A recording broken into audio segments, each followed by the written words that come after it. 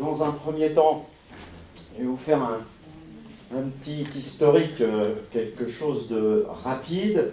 Et évidemment, je ne vais pas rentrer dans les détails, donc je vais vous donner les grandes étapes de la représentation des Amérindiens dans le cinéma américain.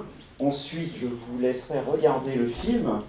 Et puis, je reviendrai avec trois interventions différentes. Je vous ferai l'analyse plan par plan de la séquence d'ouverture, en partant du principe que pour présenter le film et le travailler en amont avec les élèves, ce que je vais dire maintenant, et le fait de travailler, de projeter aux élèves la séquence d'ouverture, eh bien, serait une excellente entrée en matière pour qu'ils aillent avec des horizons d'attente voir le film. Ensuite, je vous donnerai un certain nombre d'informations sur le film lui-même et sur le travail de Chloé Zhao. Et puis, si j'ai le temps, je ferai un petit élargissement sur un autre genre cinématographique qui est en lien avec le travail de Chloé Zhao. Alors, comme l'a dit Xavier, tout ce que je vais vous projeter, comme ce que j'ai projeté lundi, ce sera en temps voulu sur le site de Cinéma 93. Vous pourrez vous en emparer, vous pourrez le télécharger. Ils ont été compressés, donc ils sont pas lourds, donc il n'y aura aucun souci. Et il y aura même sûrement l'intervention enregistrée qui apparaîtra. Donc vous pourrez vraiment vous saisir de tout ça. Alors, on va donc commencer par la représentation des Amérindiens dans le cinéma. Quelque chose de très important, d'abord parce que l'invention du cinéma correspond quasiment à la fin de la conquête de l'Ouest, puisqu'on considère que la conquête de l'Ouest, c'est l'ensemble du XIXe siècle, c'est-à-dire de 1800 à 1900. Et on est donc effectivement au début de l'invention du cinéma, et le cinéma va très vite s'emparer de ce sujet. Alors, cette conquête de l'Ouest, elle est violente, puisque en 1800, les Amérindiens sont 10 millions sur le sol américain. Un siècle plus tard, ils sont 250 000. Ce qui fait que beaucoup utilisent le terme de génocide pour parler, évidemment, ce qui s'est passé pendant ces 100 années. Les Américains, les autorités américaines eux-mêmes ne sont pas très à l'aise, puisque historiquement, le terme de génocide, il a été envisagé au moment du procès de Nuremberg, avec également les crimes contre l'humanité. Et les autorités américaines à ce moment-là étaient contre l'utilisation du terme, dans la mesure où ils avaient peur que ça leur revienne en boomerang, étant donné ce qui s'était passé par rapport au peuple amérindien. Très récemment, il y a un livre qui est sorti d'un grand historien américain qui s'appelle Un autre monde, et lui ne parle pas de génocide, donc je vous le dis parce que c'est une autre façon de voir les choses. Lui, il évoque le terrorisme social, et il considère qu'il y a eu volonté d'asservissement et de nettoyage ethnique. Et il rappelle qu'il y a donc eu une loi votée en 1830, et cette loi, donc votée par le Congrès américain, autorise à faire se déplacer les populations pour entrer dans les réserves. Le film que vous allez voir va se dérouler entièrement dans une réserve. Et il rappelle aussi que ça a été extrêmement meurtrier, ce déplacement de population. Alors à partir de là, les grandes étapes dans le cinéma américain. Dans un premier temps, on a ce qu'on appelle le cinéma primitif, c'est le cinéma muet, et dans ce cinéma, on va plutôt avoir une version ethnologique de la représentation des Indiens, et on va s'intéresser aux us et coutumes, à la civilisation indienne. Alors, il faut relativiser, bien entendu, mais tout ça est fait d'une certaine manière avec, comme je vous l'ai mis, l'idée de représenter un bon sauvage.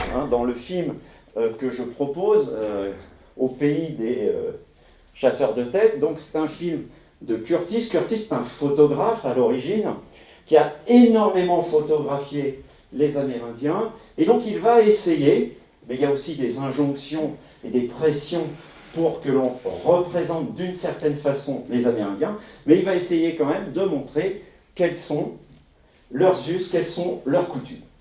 Ensuite, on va avoir un petit temps de pause, et tout simplement parce que c'est l'arrivée du parlant. C'est l'arrivée du parlant, et le western va plus ou moins disparaître, pour une raison très simple.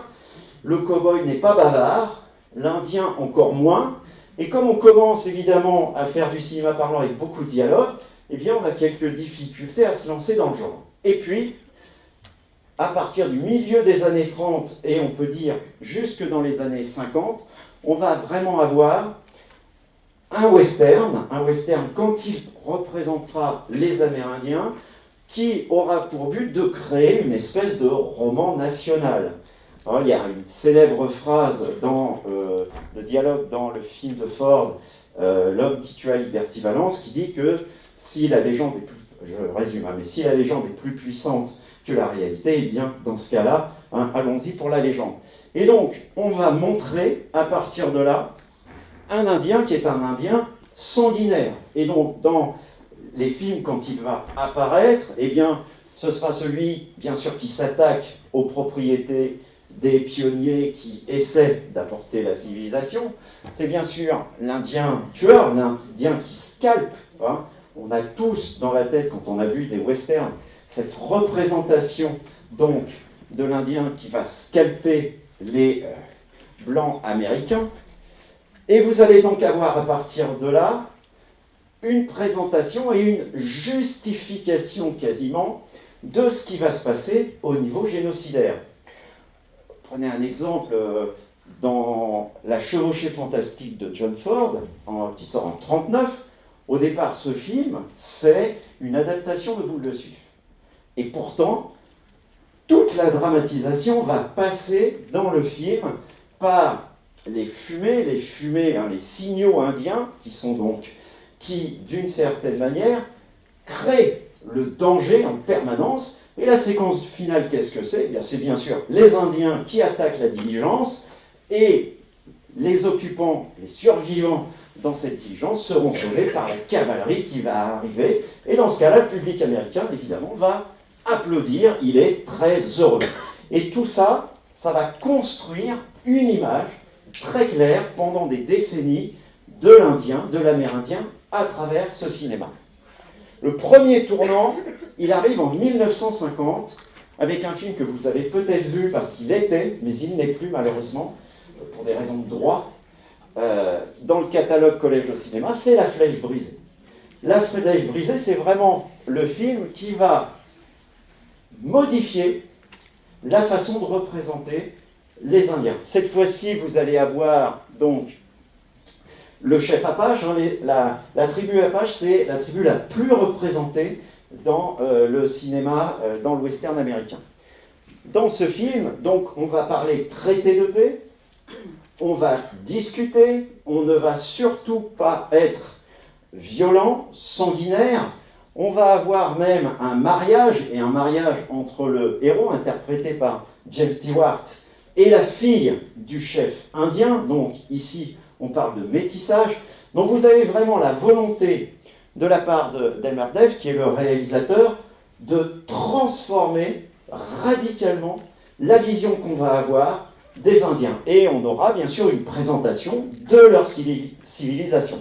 En revanche, vous n'aurez pas la langue, parce que c'est dit d'entrer dans le film, pour des raisons qui sont des raisons presque commerciales. Eh bien, il fera parler les Indiens en anglais, vous n'aurez pas la langue indienne sous-titrée, parce qu'on veut que les jeunes Américains, il veut que les jeunes Américains aillent en masse voir le film. Et s'il y avait des sous-titres, eh bien, ce serait, d'une certaine manière, un obstacle. Donc il le dit d'entrer dans le film. Ensuite, vous avez carrément, à partir donc de la fin des années 70, un renversement. Alors, on va parler d'un cinéma qui est un cinéma révisionniste. Et là, le western va montrer que la violence, la boucherie, elle était de l'autre côté. Alors, je vous ai mis deux exemples qui sont des exemples assez impressionnants. Little Big Man avec Dustin Hoffman dans le rôle principal.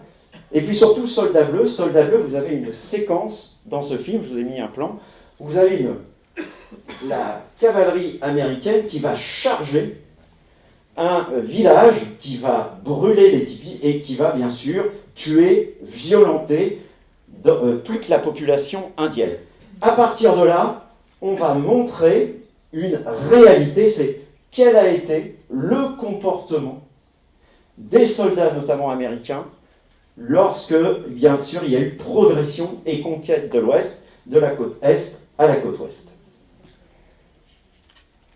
Le film que moi j'appelle le film un peu inespéré, donc il arrive en 1990, c'est un peu une espèce de film somme, c'est donc le film de Kevin Costner, qui lui, d'un seul coup, va montrer toute la culture indienne, et là on va avoir des Indiens qui vont s'exprimer dans leur langue, et on est dans les années 90, donc on peut bien sûr sous-titrer les films, et ça ne va pas empêcher le succès de ce film qui va être multi-oscarisé et qui va rencontrer un succès colossal à travers le monde. Et on va donc reprendre toutes les thèses du western révisionniste et on va ajouter à cela une représentation du quotidien des Amérindiens. Donc c'est vraiment un film tout à fait essentiel. Dans cette période, vous avez aussi une évolution du western, mais c'est une évolution sur laquelle je n'insiste pas parce qu'elle ne correspond pas à la représentation des Amérindiens. C'est plutôt la représentation du cow-boy. Mais ça nous intéressera tout à l'heure, évidemment, pour The Rider. C'est-à-dire que le cinéma va passer, le western va devenir crépusculaire. Et donc là, on va casser le mythe. Mais ce qu'on casse, c'est le mythe du cow-boy. Et celui qui l'incarne le mieux, c'est bien sûr Clint Eastwood, notamment dans un film qui est impitoyable. Alors j'ai fait cette petite remarque parce que ça m'a paru quand même assez intéressant. Eh bien, tout ce qu'on trouve dans le western américain, on va le retrouver dans la représentation des Indiens chez Disney. Avec d'une certaine manière, la même évolution. Donc si vous reprenez Peter Pan, qui est un des rares films dans les années 40-50 où on va avoir des Indiens, eh bien, dans Peter Pan, très clairement, les Indiens, on les donne comme rusés, on les donne comme pas intelligents, on les donne comme s'amusant tout le temps à faire des danses, on les appelle les peaux rouges, bien évidemment. Et puis la première chose qu'ils font, c'est qu'ils vous prennent, ils vous attachent, ils vous brûlent, ils vous tuent, et tout ça sans aucune raison. On a beaucoup parlé, par la suite, de la représentation qu'offrait Walt Disney des Amérindiens dans Peter Pan. Alors tout ça a été un peu corrigé par la suite.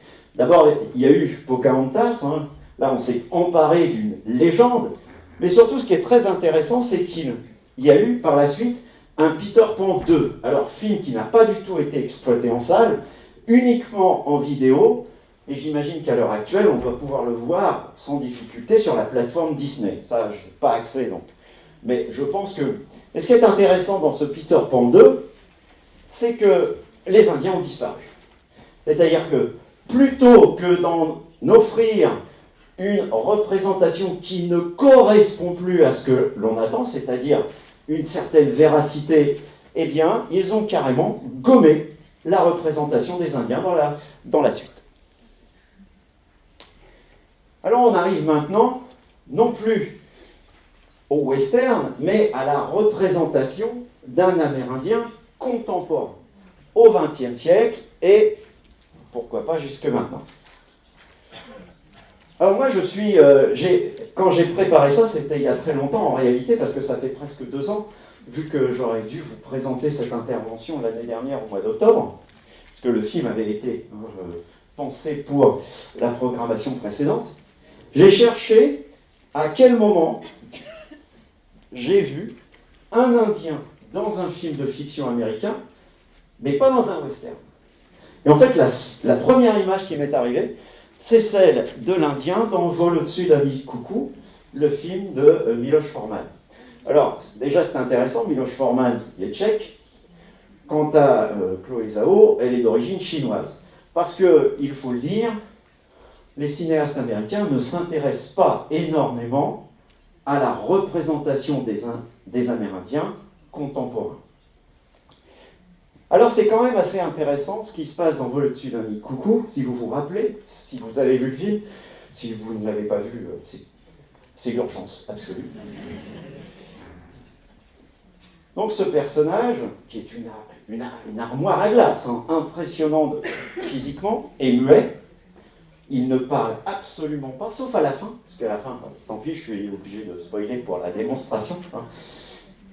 On s'aperçoit à la fin qu'il parle en réalité, mais surtout, le personnage joué par Jack Nicholson l'appelle chef, systématiquement chef. Pourquoi ? Eh bien parce qu'il renvoie toute l'image qu'on lui a faite à travers les westerns qu'il a vus de l'Indien.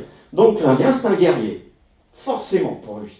Donc il va utiliser une terminologie guerrière pour parler avec lui, et à la fin du film, l'Indien, c'est le seul qui va véritablement s'échapper de l'hôpital psychiatrique, mais pour partir très loin. Et on imagine que partir très loin, c'est retourner dans la réserve.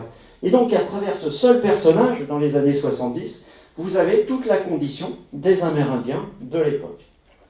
Donc, évidemment, ramené à ce qu'on a pu dire d'eux dans le roman national américain, isolé, ignoré, épargné.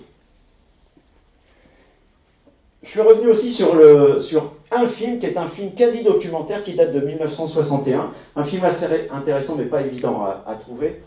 En fait, dans ce film, donc, qui est un des tout premiers à montrer des Amérindiens hors de leur réserve, en fait, ils partent, ils vont essayer de s'amuser parmi les Américains, et en fait, donc, ils vont rester entre eux, ils ne vont pas se mélanger, ils vont s'alcooliser, et finalement, à la fin du film, ils vont revenir à leur danse tribale. Quant à Arizona Phoenix, qui est un film plus récent, eh bien là, il y a toute une explication de ce que doit être un Indien, un Amérindien. Et notamment, et ça c'est important pour le film que vous allez voir, un Indien, est-ce que c'est donc quelqu'un qui doit s'intégrer dans cette société américaine, ou est-ce qu'il doit, au contraire, revendiquer toute sa culture et ses origines? Et c'est complètement développé à travers ces deux personnages dans le film. Vous l'avez d'ailleurs très bien dit dans Red River. Dans ce film, vous voyez que le personnage de l'Indien a sur lui le masque rituel. Eh bien, tout simplement parce que dans cette séquence, il essaie d'expliquer tout ce qui le détruit. Parce que ce qu'on va montrer des Amérindiens, c'est bien sûr l'alcoolisme. Et l'alcoolisme, je rappelle que, par rapport à ce que je disais tout à l'heure, ça a fait partie de la technique des Américains pour, bien sûr, les assujettir. Et si vous allez à l'heure actuelle aux États-Unis dans une réserve, il y a toujours alcool interdit.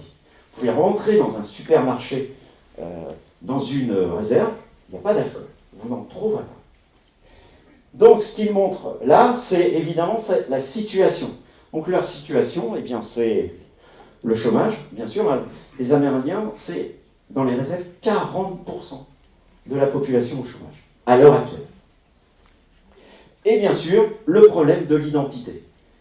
Et tout le personnage est détruit par, dans ce film, la prise de position qu'il doit avoir. Vers quel chemin se diriger, conserver mes origines, les revendiquer, ou au contraire, essayer de m'intégrer. Le film que vous avez au centre, c'est le premier film de Chloé Zhao. Là aussi, donc, les chansons que mes frères m'ont apprises. Là, dans ce film, tout le sujet, c'est l'alcoolisme. C'est l'alcoolisme au sein d'une famille. Et puis, Pine Ridge, en fait, c'est un documentaire. Parce que si on veut s'intéresser à la représentation des Amérindiens dans le cinéma américain, dans la version contemporaine, eh bien, en réalité, il y a beaucoup plus de films documentaires que de films de fiction. Donc, faut aller chercher les documentaires pour vraiment apprendre des choses. Maintenant, ce qui est intéressant, c'est de se poser la question, mais qui interprétait les Amérindiens dans le cinéma américain? Eh bien, dans la partie qui rappelle la conquête de l'Ouest, clairement, des acteurs blancs. Et alors, il y a des choses assez hallucinantes.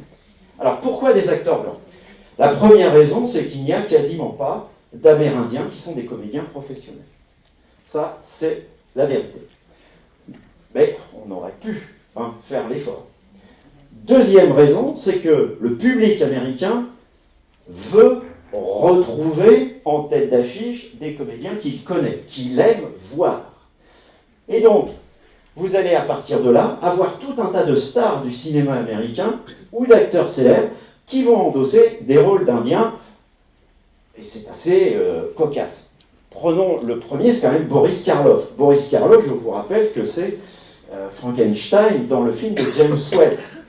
Boris Karloff, c'est pas du tout, évidemment, un Amérindien. Alors, si on cherche du sang indien chez Boris Karloff, on va en trouver en deuxième génération, mais tout simplement parce que c'est du sang indien, mais des Indes. C'est-à-dire que son arrière-grand-mère vivait aux Indes, mais pas aux Amériques. Vous allez avoir Anthony Quinn. Alors Anthony Quinn, il est d'origine mexicaine, il va servir à Anthony Quinn à peu près à jouer tout, puisque bien sûr on le verra souvent en indien, mais je vous rappelle qu'il est prince arabe dans Laurence d'Arabie. Voilà, je crois qu'il a à peu près joué tout ce qu'on peut imaginer en termes de type. Jeff Chandler, lui, c'est carrément l'incarnation de Cochise, c'est-à-dire qu'il va jouer Cochise, le grand chef Apache, dans La Flèche brisée, mais ensuite on va le reprendre pour le même rôle, c'est-à-dire qu'il va le jouer plusieurs fois, Cochise. Il va devenir au cinéma la représentation de ce chef important évidemment dans ce que l'on veut dire à partir des années 50. Ce n'est évidemment pas beaucoup mieux pour les actrices américaines.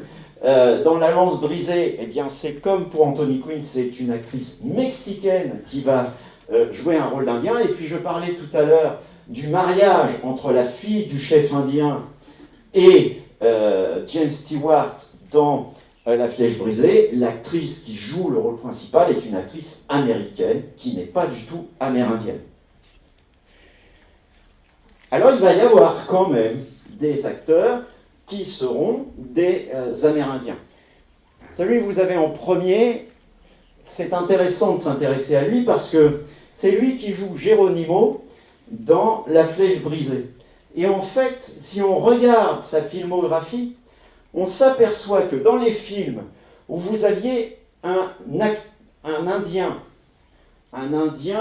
on va dire, sensible à l'idée d'intégration, un Indien qui était d'accord pour entrer dans les réserves, un Indien qui n'était pas un rebelle, il était joué par un acteur blanc. Et en face de lui, on mettait un acteur indien qui, lui, allait jouer le rebelle, le sanguinaire, celui qui s'oppose au traité ou qui va le rompre, etc. C'est-à-dire qu'on pouvait identifier le méchant, donc il y a du manichéisme, dans la manière dont on va distribuer les rôles. Et on va donc donner le rôle du méchant et du sanguinaire à un acteur amérindien. Et c'est ce qui lui arrive. Ensuite, vous avez, je vous ai mis évidemment Will Sampson, c'est l'acteur qui joue dans Vol au tsunami, coucou. Et puis, on va avoir sur donc les années 90 et 2000 des acteurs indiens qui vont avoir de grands seconds rôles. Donc Graham Greene, eh bien, c'est le grand second rôle dans Danse avec les loups de Kevin Costner. Et puis les deux acteurs qu'on voit ensuite jouent dans le dernier des Mohicans, mais je vous rappelle que dans le dernier des Mohicans, parce que je le dis parce qu'il y a une référence, vous verrez, dans The Rider, l'acteur principal c'est Daniel Day-Lewis, et Daniel Day-Lewis n'est pas du tout amérindien. Et ces acteurs, on va les retrouver aussi dans plein de second rôles. Par exemple, tout à l'heure, j'ai cité le film Red River. Eh bien, on retrouvera Graham Greene qui joue, mais qui joue cette fois-ci un Indien vieillissant. Alors, à partir de là, eh bien, on en arrive au film. Et Ouais, la question est simple. Le personnage que vous avez à l'écran, c'est un Indien ou c'est un cow-boy? Voilà, et bien écoutez, on en parlera tout à l'heure, parce que je vais vous laisser voir le film. Et puis, on aura une réponse très nette. Oui? Juste, excusez-moi, oui. dans Ça avec les mots, le film Inespéré, l'indienne, enfin, elle n'est pas indienne, l'actrice, enfin, et elle est métisse dans l'histoire. Vous voyez ce que je veux dire? C'est pas une indienne. Vous voulez dire l'actrice qui joue ou le personnage? Pardon, Le personnage, oui, absolument. Oui, oui. Ah ben de toute façon, c'est pas parce qu'on va avoir comme principe de donner à des Amérindiens des rôles d'Indiens qu'on va les trouver partout. Je vous dis, dans le dernier des Mohicans, c'est un acteur américain qui joue le rôle principal. Parce qu'il faut une vedette. C'est toujours le même problème. Les têtes d'affiche restent généralement des acteurs blancs. Bien, ben je vous laisse et je vous retrouve dans 1h45. Oui. Dans le Nouveau Monde de Malik, Oui. tous les Amérindiens de l'histoire sont des Amérindiens confirmés. Enfin, je vous demande, en fait, je vous demande. Je peux pas vous le confirmer. Ah, ce que je peux vous dire. Oui, ce que je peux vous dire en revanche, parce que ça c'est quand même intéressant. Tout à l'heure, j'avais fait la référence à un film primitif. Dans le film de Curtis, tous les acteurs dans le film, qui était donc un film à visée ethnologique, tous les acteurs, donc en 1914, étaient des Amérindiens. Et chose aussi intéressante, si vous regardez des films de Griffith, dans les films de Griffith, qui sont donc aussi des films muets, lorsque l'on voit des Amérindiens, des personnages amérindiens, ils sont joués aussi par des acteurs amérindiens. Alors que, et c'est ce qu'on a évidemment reproché à Griffith, si vous prenez Birth of a Nation, dès qu'il y a un acteur noir, un afro-américain, et bien dans ce cas-là, c'est un acteur blanc grimé. Donc, chez Griffith, on avait des Amérindiens dans le cinéma primitif joués par des Amérindiens. En revanche, on ne trouvait pas d'acteurs afro-américains, c'était des acteurs blancs qui étaient évidemment grimés. Donc, il y avait une raison bien sûr à ça. Voilà, bon ben je vous laisse avec Brady, et puis on se retrouve après.